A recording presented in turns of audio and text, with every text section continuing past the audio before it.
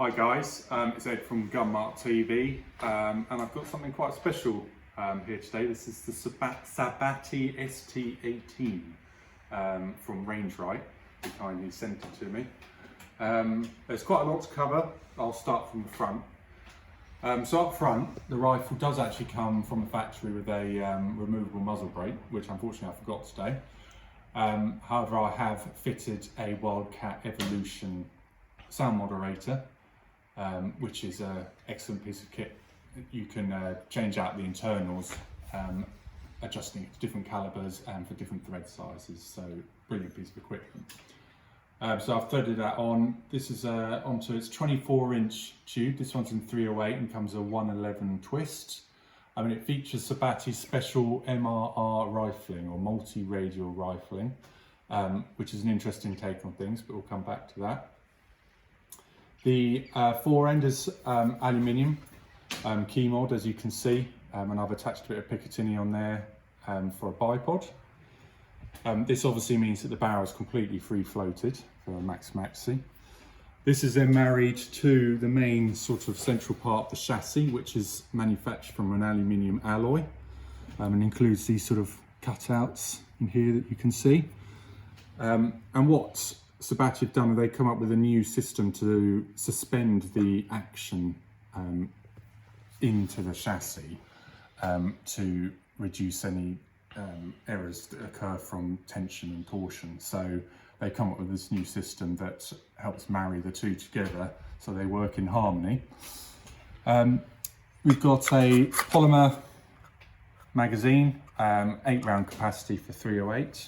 And that's controlled by this ambidextrous magazine release catch, which obviously can be used from both sides, which is nice. They've added a 20 MOA Picatinny rail to help with the longer range stuff. The action incorporates a 3-lugged bolt, which gives a 60-degree throw. They've included and developed a new extractor, which they say helps cope with higher pressures found in home loads. They've also included a threaded bolt handle, bolt knob, so that you can change that over if you like. Cocked action indicator at the back. Obviously it's chrome lined, so that's a nice touch as well. Standard 2-lever safety, forward for fire, rear for safe. One of my favourite parts of this rifle is the match trigger, which actually comes from the factory at just 1.3 pounds, single stage, adjustable, and that is a really nice touch. I like that. Fab Defense grip, which you can obviously swap out with any AR-15, not with the beaver tail, but any AR-15 pistol grip. The next interesting feature is the metal reinforced polymer butt, which is folding, but not locking, unfortunately. This obviously has adjustable coom on it, which is controlled by this knob here. And you can actually take this out and swap it to the other side if you want to as well, which is quite handy. QD attachment point on each side, flat base that rides in a bag, rubber butt pad, and then you can increase length of pull using spacers. So all in all, quite an adaptable system. You can even unscrew this, and there's an standard AR-15 buffer tube thread, so you could put on, a Magpul PRS Gen 3 or something like that if you fancied something a bit more substantial. But I quite like the folding capability of this. I've also, Rangerite kindly sent a Conus. This is a 6-24 by 52 Conus Pro S30, which has been quite nice. Illuminated ret, tactical turrets, and some of their QD mounts as well. So, yes, I was very excited about this rifle. I like these sort of precision types. Let's see how it gets on the range. So today I'm going to use some Remington ammunition, which Ray Trade UK kindly sent us. I've got two types with me, the 165 grain AccuTip and the 150 grain core locked. I did have some Premium Match, which unfortunately I've run out of, but that was the best performing in this rifle, with a 1/4 inch group, or several 1/4 inch groups. So that is obviously, unsurprisingly, the most accurate one, with the core lock coming second and the active tip coming third. But we'll use some of the core locks. So I'll put 5 rounds of that in.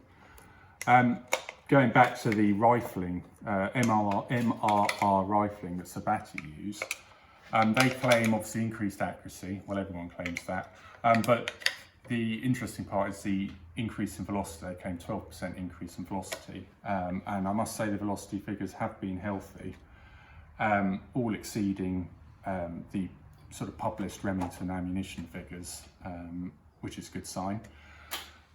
They also suggest that it reduces damage to the bullet's jacket, reduces barrel wear as well, and all of this done at normal pressures. So there's plenty of information on the Sabatti website if you really want to get into all the techie stuff, but the velocities and accuracy is the important part.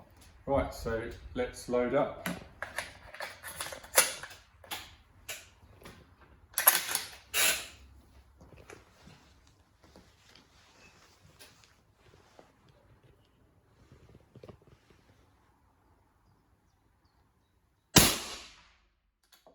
Nice 60-degree flow there, strong ejection, which is nice.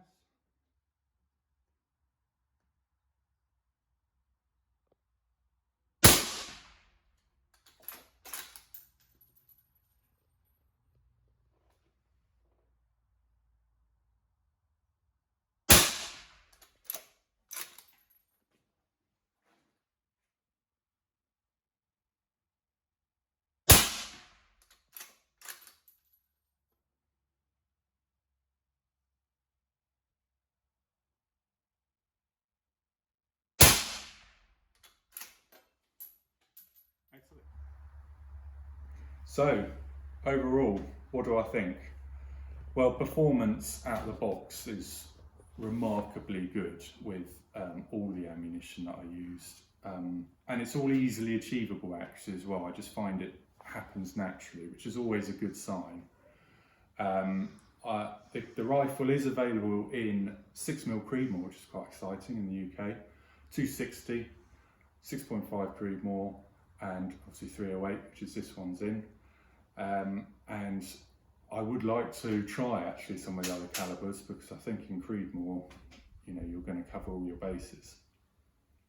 I was a bit sceptical about this reinforced polymer stock, but actually it's grown on me quite a lot, and the balance point is spot on this front handguard here, even with the moderator on, which is quite a nice touch. I like that. It comes in at RRP at 1850, which is on par with a lot of the others, and I wouldn't be surprised if it's a bit cheaper than that in the shops. I like the Italian engineering. They do like their techie stuff.